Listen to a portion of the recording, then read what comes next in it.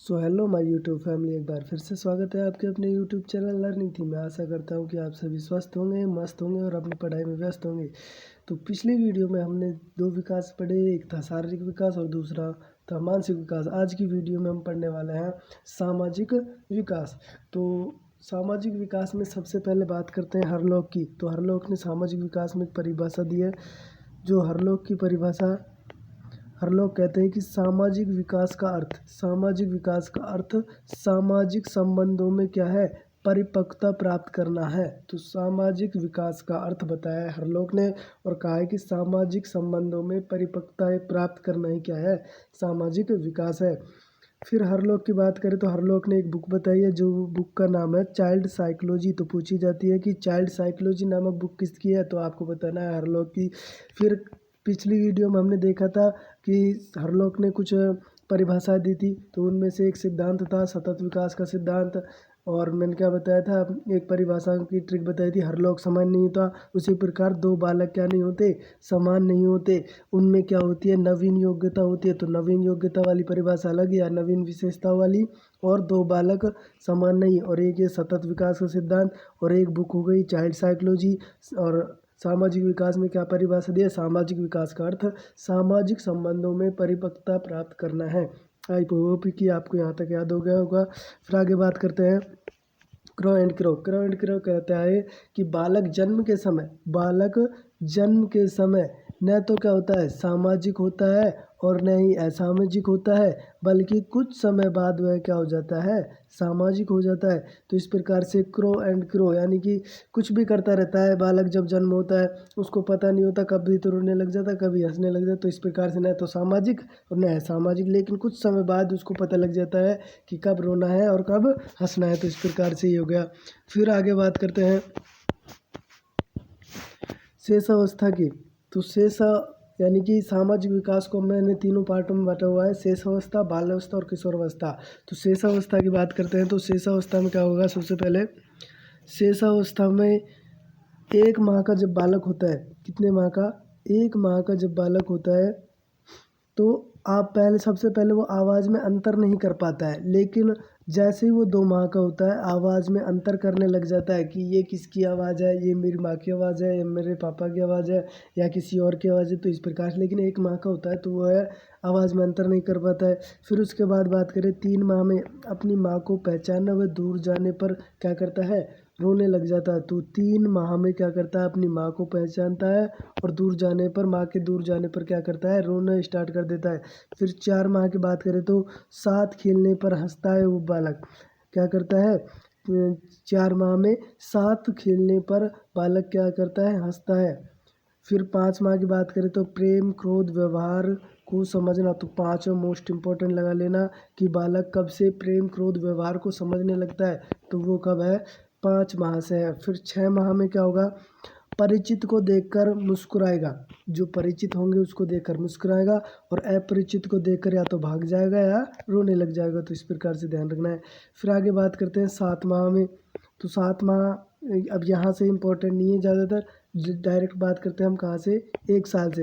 1 साल में क्या होता है, जिस कार्य को हम मना कर देंगे, जिस भी कार्य को हम क्या कर देंगे, मना कर देंगे, उस कार्य को वह नहीं करेगा। हम कह देंगे भाई ये कार्य नहीं करना, तो वो उस कार्य को नहीं करेगा। फिर आगे बात करें 2 साल में।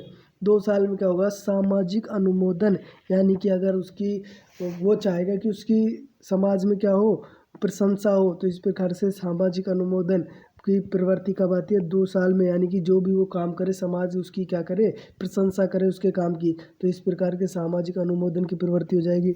फिर बात करते हैं 3 साल। तो 3 साल में दूसरे बच्चों के साथ क्या करना, खेलना। तो 3 साल में 3 बच्चों के साथ खेलना, ऐसे याद रख लोगे, 3 बच्चों के साथ खेलना। तो दूसरे बच्चों के साथ खेलना प्रारंभ कर देता, लेकिन पहले क्या करता था, अकेला अकेला भी खेल लेता था। फिर है 4 साल में सहानुभूति की भावना पैदा होना, यानी कि सहानुभूति की भावना पैदा होना, यानी कि उसको कोई भी क्या करे, सहानुभूति दे, उसको फर्स्ट स्थान पर रखे। तो इस प्रकार सहानुभूति की भावना पैदा हो जाती है बच्चे में। तो इस प्रकार से हो जाएगा। फिर आगे बात करें 5 साल में, वस्तुओं का क्या हो जाता है, लेन देन स्टार्ट हो जाता है। तो 5 साल में वस्तुओं का लेन देन स्टार्ट हो जाता है। वस्तुओं का लेन देन यानी कि किसी से लेना देना स्टार्ट कर देता 5 साल में। बात करते हैं फिर ये हो गया अपना कौन सी शेष अवस्था। आप करते हैं बात बाल्यावस्था की। तो यहाँ ध्यान रखना है शेष अवस्था इतनी इंपॉर्टेंट नहीं है, बाल्यावस्था और किशोरावस्था ज़्यादा इंपॉर्टेंट है। यहाँ क्या होता है, बाल्यावस्था में सामाजिकता का विकास हो जाता है, सहयोग की भावना आ जाती है, उत्तरदायित्व हो जाता है यानी कि उत्तरदायित्व यानी कि जिम्मेदारी लेने लग जाता है, टोली का सदस्य बन जाता है, समूह में समायोजन करने लग जाता है। उसके बाद 6 से 7 वर्ष में सुझाव ग्रहण करने की प्रवृत्ति हो जाती है। तो सुझाव ग्रहण करने की प्रवृत्ति कब होती है, 6 से 7 वर्ष, और 6 से 7 वर्ष किस में आएगा, बाल्यावस्था में आएगा। तो इस प्रकार से हो जाएगा। फिर 8 वर्ष में अलगाव की अवस्था यानी कि अलगाव की अवस्था कब आएगी, 8 वर्ष में आएगी। मोस्ट इंपॉर्टेंट लगा लेना इसको, अलगाव की अवस्था कब है, 8 वर्ष में होगी। फिर सामाजिक प्रतिस्पर्धा यानी कि सामाजिक प्रतिस्पर्धा का भाव उत्पन्न होगा।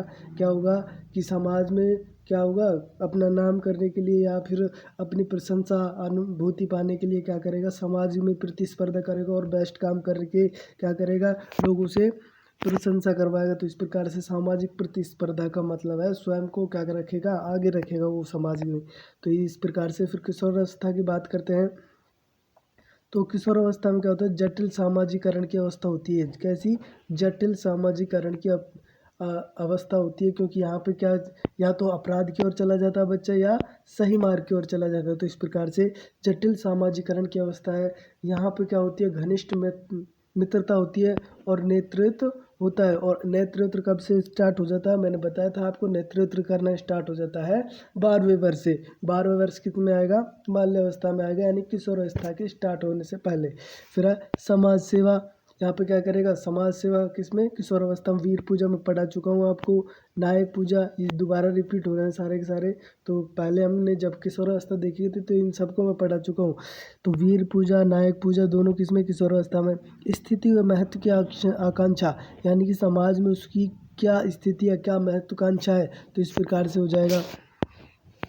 फिर आगे बात करते हैं अस्मिता के विकास की अवस्था, यानी कि अस्मिता के विकास की अवस्था मतलब तेजी के साथ शरीर की वृद्धि होना या फिर मानसिक विकास होना। तो इस प्रकार से अस्मिता के विकास की अवस्था किस में आएगी, किशोरावस्था के अंतर्गत आएगी।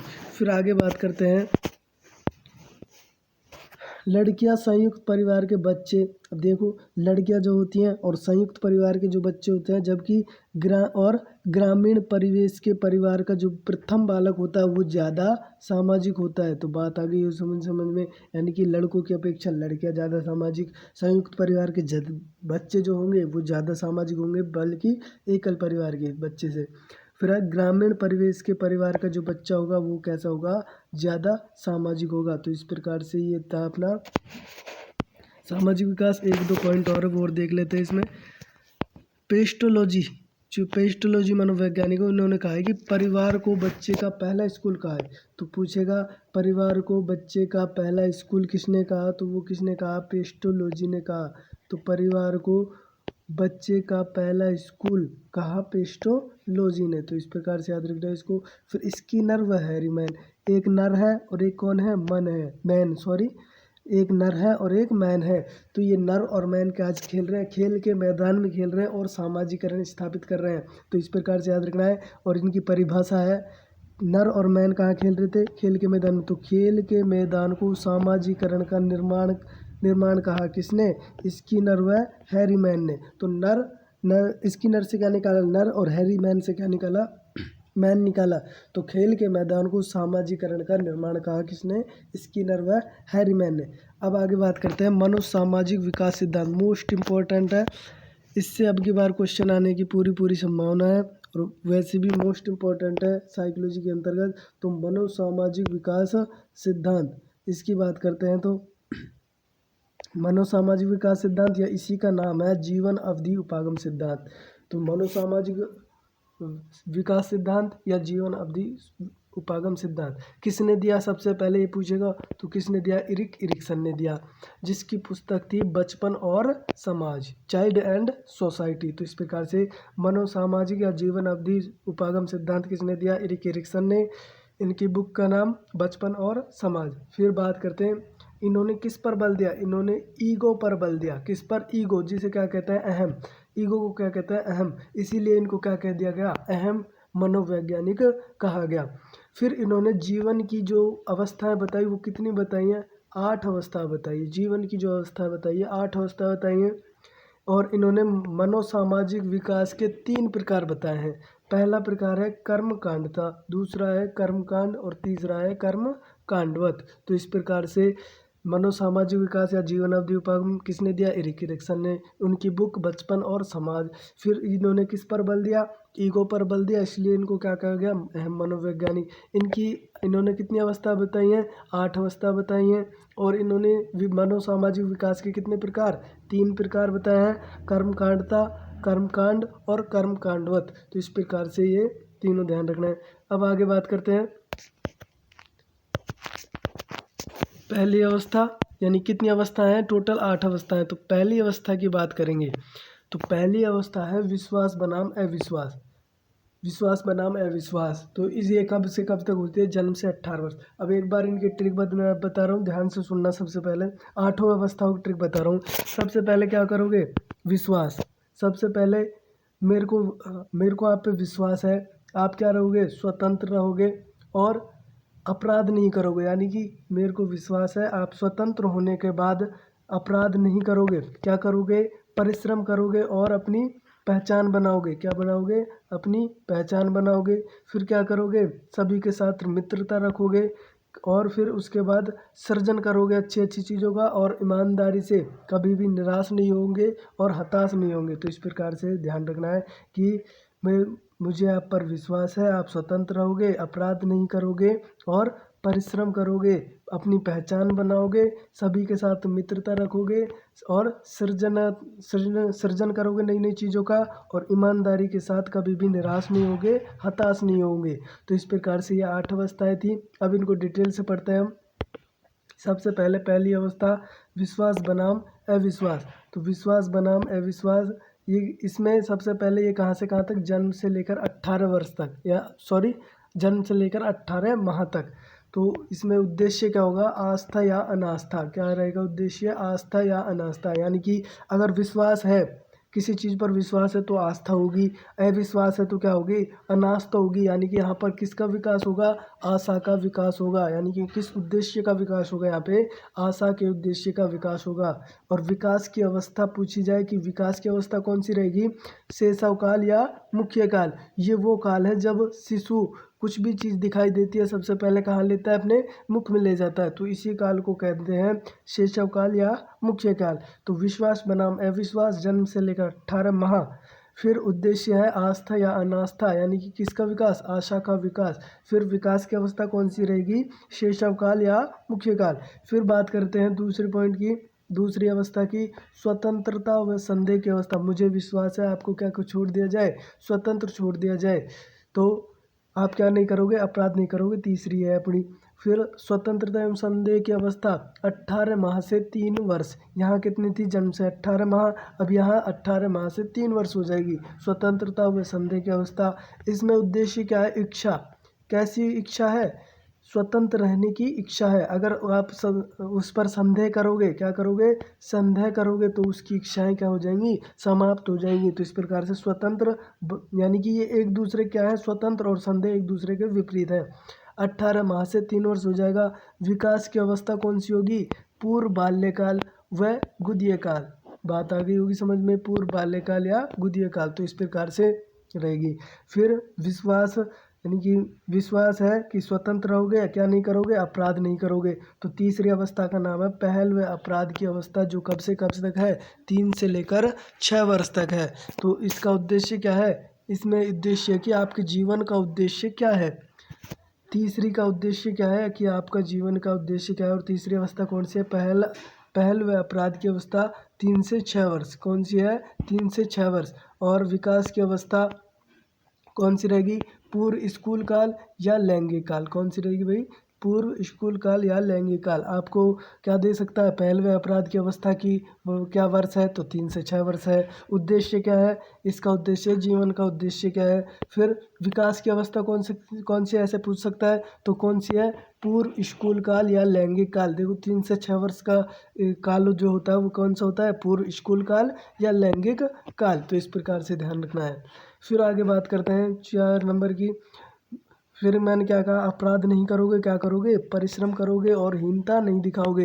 तो ये कितने से कितने वर्ष है, ये है आपकी 6 से 12 वर्ष। तो 6 से 12 वर्ष में है और इसी को कहते हैं उद्यमहीनता व की अवस्था। उद्यमहीनता की अवस्था यानी जब परिश्रम करोगे तो क्या नहीं करोगे, उद्यम नहीं करोगे, उद्यम से क्या करने लग जाओगे, हीन भाव पैदा हो जाएगा। तो उद्यमहीनता की अवस्था, और वो कितनी थी ऊपर 3 से 6, अब यहाँ कितने आएगी 6 से 12।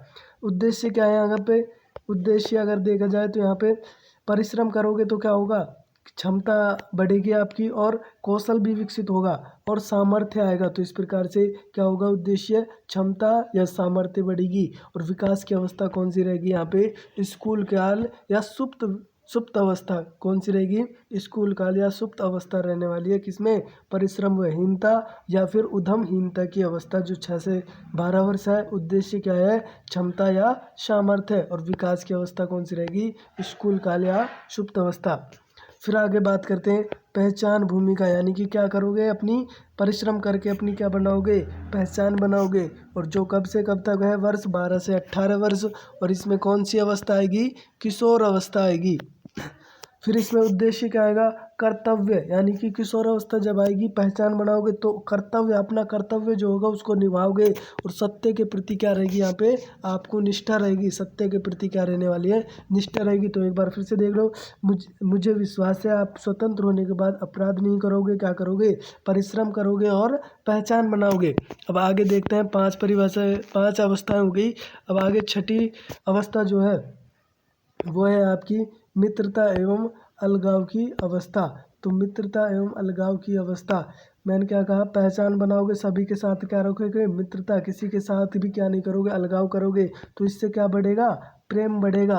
और इसकी 19 से 35 वर्ष। अब किशोर अवस्था के बाद आती है प्रौढ़ अवस्था, लेकिन अपने जो सिलेबस में है वो कहाँ तक ही है, किशोर अवस्था तक है, इसलिए आगे की याद करने की जरूरत नहीं है क्या होता है क्या नहीं होता। तो मित्रता व अलगाव की अवस्था कब से कब तक, 19 से 35 वर्ष। उद्देश्य क्या है इसमें, मित्रता व अलगाव में प्रेम। तो मित्रता व अलगाव से ध्यान रखना, मित्रता कैसी होती है, घनिष्ठ। तो इसको घनिष्ठता की अवस्था भी कहते हैं, क्या कहते हैं, घनिष्ठता की अवस्था भी कहते हैं। तो मित्रता कैसी, घनिष्ठ होती है। तो इस प्रकार से फिर आगे बात करते हैं सृजनात्मक व निष्क्रियता की अवस्था और प्रजनन व गतिहीनता की अवस्था। तो ये सृजनात्मक यानी कि मित्रता करोगे सभी के साथ और अलगाव नहीं करोगे। फिर क्या करना है, सृजन करना है, नई नई चीज़ों का सृजन करना है, नई नई चीज़ों को बनाना है, निष्क्रियता नहीं दिखानी है। तो इसमें क्या होगा, 35 से 65 वर्ष होगा। और उद्देश्य क्या आएगी, देखभाल करोगे प्रत्येक चीज़ की। जब कुछ भी सृजन करोगे तो उस प्रत्येक चीज़ की क्या कर रहे देखभाल करोगे। तो इस प्रकार से याद हो जाएगा। फिर सृजन करने के बाद ईमानदारी के साथ कभी भी निराश नहीं होंगे और हताश नहीं होंगे। तो इस प्रकार से हो जाएगा ये। तो इसमें बात करते हैं ईमानदारी की, बात करते हैं यहाँ पे ईमानदारी व निराशा, ईमानदारी व निराशा या एकात्मकता व निराशा की अवस्था, या इसी को कहते हैं। अब क्या हो जाएंगी, ये पूर्ण हो जाएंगी सारी अवस्था। तो संपूर्णता व हताशा की अवस्था। तो इस प्रकार से संपूर्णता किस में आएगी, 8वीं अवस्था में। ये कब से कब तक है, 65 से अधिक। और उद्देश्य क्या है इसका, परिपक्वता आ जाना। तो लास्ट में क्या आ जाती है, बिल्कुल परिपक्व हो जाता है व्यक्ति कब, 65 से अधिक। तो इस प्रकार से ये था आपका मनोसामाजिक विकास। तो इस प्रकार से सारी एक बार वीडियो और देखना है। अगर समझ नहीं आया तो ट्रिक को एक बार 2 बार लिख के देखना है, अपने आप याद हो जाएगा। तो इससे क्वेश्चन आना ही आना है। अगर आपको समझ आया हो तो प्लीज़ चैनल को लाइक करें, शेयर करें एंड सब्सक्राइब करें। Thank you so much.